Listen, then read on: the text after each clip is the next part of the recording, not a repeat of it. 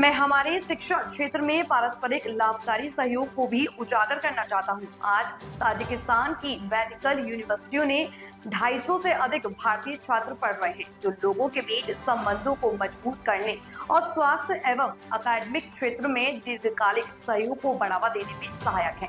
इसके साथ ही हमारे बीच आतिथ्य और सेवा क्षेत्रों में भी उत्कृष्ट सहयोग के उदाहरण मौजूद। I would like also to highlight our mutually beneficial cooperation in the field of education.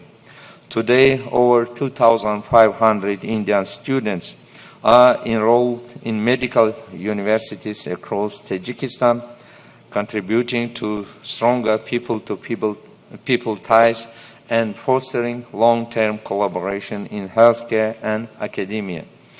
We also have good examples of collaboration in hospitality and service sectors. Indian company CHL Limited has constructed and continues to operate a 5-star hotel in